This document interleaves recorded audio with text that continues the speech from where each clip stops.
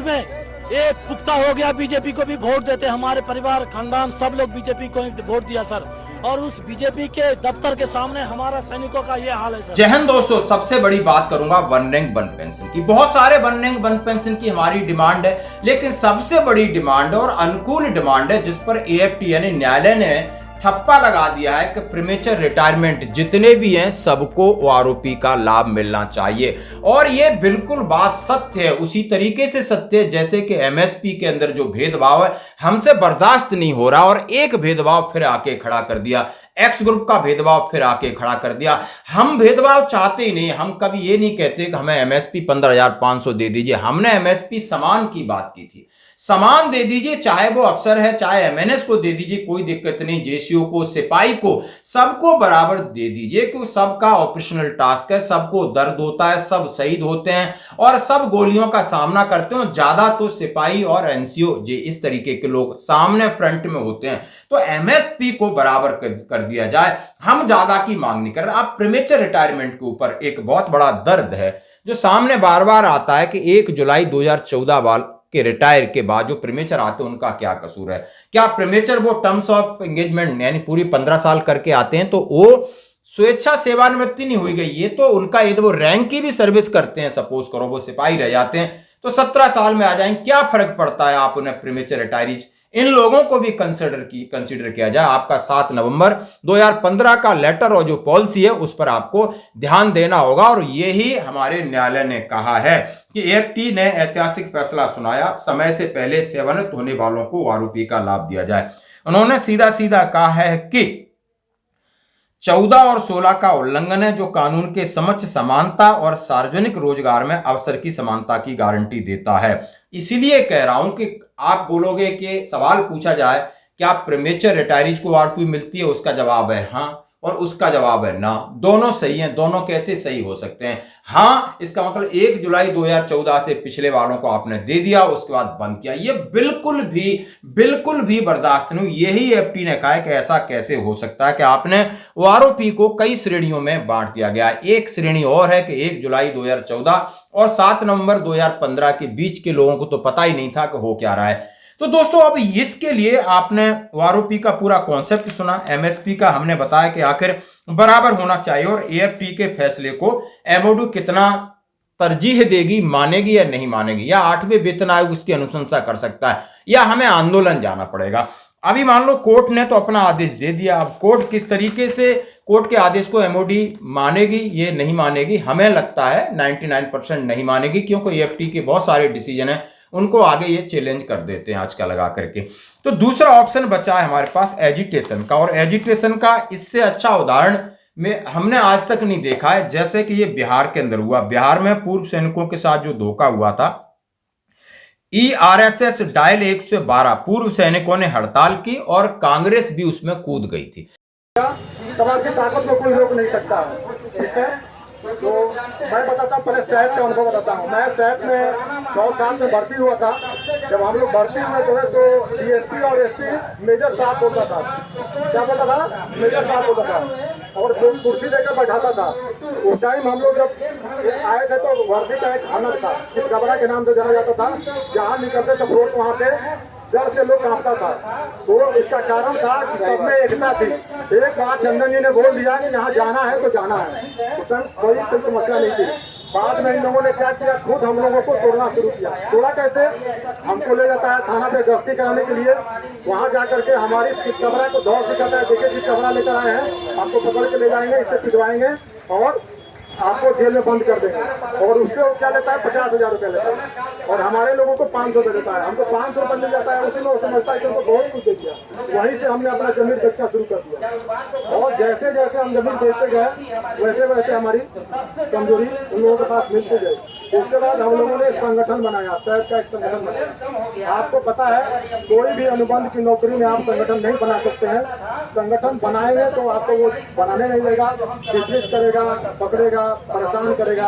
अभी बहुत सारे लोग हमारे पास फोन किए थे बीच में 2 दिन के अंदर में कि हम लोग को सिद्धार्थ श्रीवास्तव साहब फोन कर रहे हैं कि मुझे किसी भी पार्टी से कोई आपत्ति नहीं, हमें सैनिकों के हक की बात थी। अब 112 डायल वालों की भले उन्होंने तनख्वाह बढ़ा दी, 30,000 कुछ कर दी, और उसका अपने गवर्नमेंट का नोटिफिकेशन भी दे दीजिए, 25,750 बढ़ा करके 30,000 उनकी स्वीकृति कर दिए। गृह विभाग सैनिक कल्याण निर्देशालय ने लिखा है कि सैनिक कल्याण निर्देशालय में निर्देशक, सहायक निर्देशक, जिला सैनिक कल्याण कार्यालयों में जिला पदाधिकारियों को सूचित किया जाता है कि ERSS जो व्हीकल चलाते थे AWPO के नाम से उनको किस तरीके से जॉब दिया गया था, उनकी 30,000 सैलरी की, यानी उनको एक जीत मिली आधी अधूरी।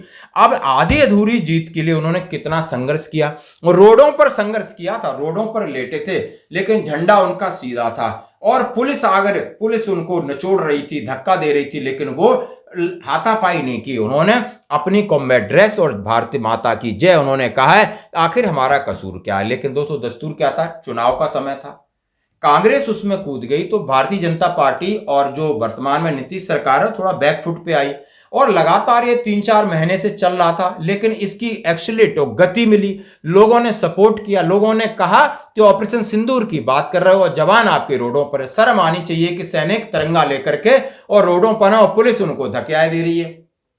यानी एक इमोशनल एक मोमेंट क्रिएट हुआ, तो उन्होंने सोचा कुछ चुनाव में बड़ी हानि होगी, क्योंकि वहां पर कर्नल रोहित चौधरी अपनी टीम लेकर पहुंच जाते हैं, राहुल गांधी भी पहुंच जाते हैं, जैसा कि उन्होंने ट्वीट करके दिया है। बिहार में पूर्व सैनिकों के साथ धोखा, 32 दिन का आंदोलन चला, कांग्रेस पार्टी ने उनका साथ दिया, जननायक राहुल गांधी जी ने उनकी आवाज पहुंचाई, नीतीश कुमार पर दबाव बनाया और 5,000 वेतन बढ़ा गया, लेकिन उनको नौकरियों में आरक्षण है, वेतन वृद्धि है, वन रैंक वन पेंशन है, तमाम तरीके के मुद्दे उनके अटके भटके और लटके हैं। इनको लेकर उन्होंने कहा है कि बिहार के सैनिकों से अपील है, ज्यादा से ज्यादा संख्या में कांग्रेस पार्टी के साथ आप जुड़िए। और जुड़ने का सिलसिला शुरू हुआ कि हमने आपको दिखाया कि 33-34 लोगों को पदाधिकारी बना दिया और हजारों की संख्या में लोगों ने कांग्रेस का दामन थामा। अब कांग्रेस का दामन थामने वाले भूतपूर्व सैनिकों ने जिम्मेदारी दी गई है कि हम आपकी मांगों को लेकर हम गंभीर हैं और सीरियस हैं। तो क्या हम जितनी मांगे हैं, हम जंतर मंतर पर एजुटेशन या तमाम तरीके कर रहे हैं, प्रयोग हुए होंगे, प्रयोग विफल भी रहे होंगे, सफल भी होंगे, नए नए आपको एक्सपेरिमेंट करने होंगे।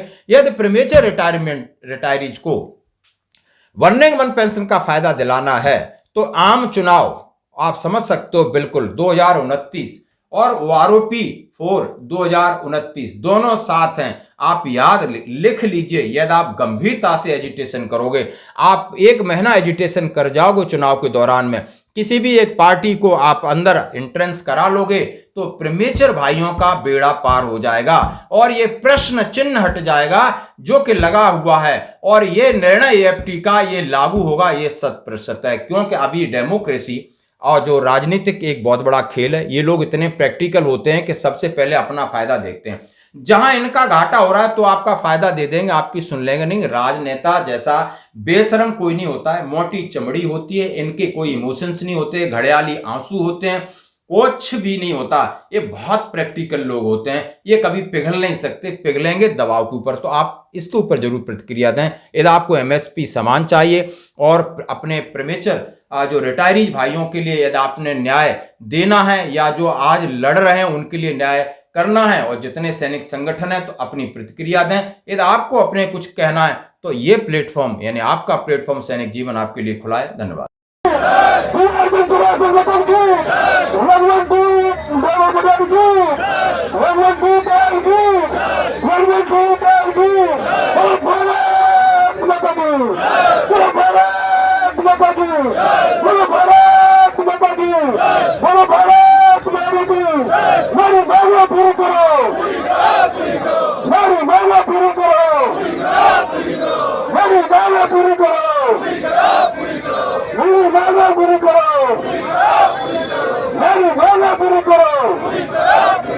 सब साथ मिलकर दीजिए चंदन जी का, ताकि कमर का दही फैलाना है, उसको एक बटन और चढ़ना चाहिए। धन्यवाद धन्यवाद। देखिए ऐसा ही जोश होना चाहिए, देख लीजिए, सीखिए कैसा जोश होना चाहिए सबसे। कितना मैं चाहता हूँ सब लीजिए, जोरदार ताली सबकी। बहुत बहुत धन्यवाद सर, आपने इतना कीमती समय निकाला, और मैं चाहता हूँ आप यहीं पे रहिए, पूरा दिन देखिए, एंजॉय कीजिए।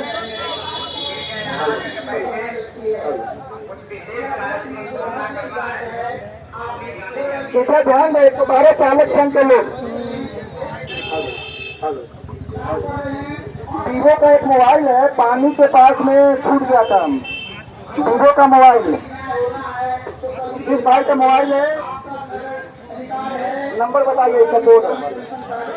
हाँ, खोल के देखेंगे पड़ते।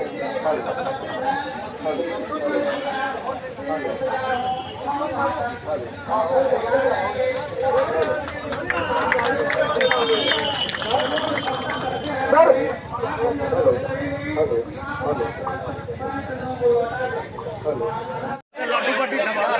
वीडियो बना के डालिए। खुशखबरी का मिठाई शुरू हो गया भाइयों। घर में बैठे बैठे मिठाई मिलेगा। जो भाई घर में बैठे हुए हैं उनको घर पार्सल किया जा रहा है। खिलाइए, जो घर पे हैं उनको घर में पार्सल किया जाएगा मिठाई। जो नहीं है उसके घर भेजा जाएगा। हाँ सर जी, जो नहीं आएंगे उनको घर में भेजा जाएगा पार्सल। बैठले बैठले खाएगा लोग।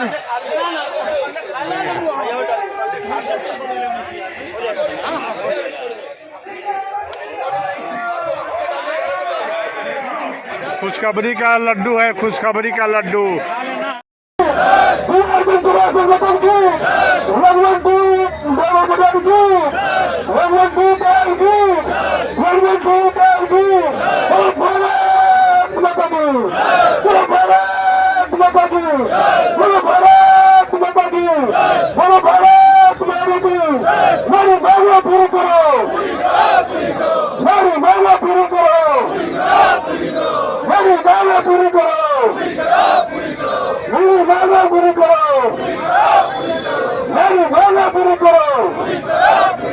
सब 7 मिनट के दीजिए चंदन जी का, ताकि कमर का बड़ी फैलाना है, उसको एक बटन और चढ़ना चाहिए।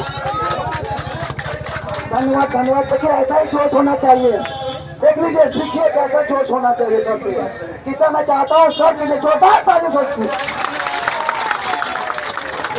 बहुत बहुत धन्यवाद सर, आपने इतना कीमती समय निकाला। और मैं चाहता हूँ आप यहीं पे रहिए, पूरा दिन देखिए, एंजॉय कीजिए।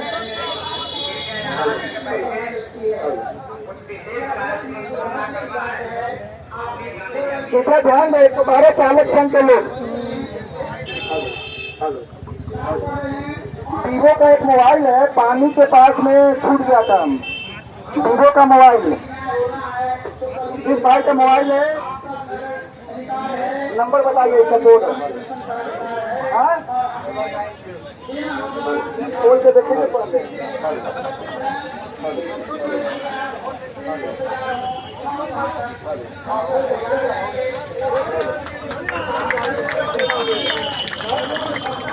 सर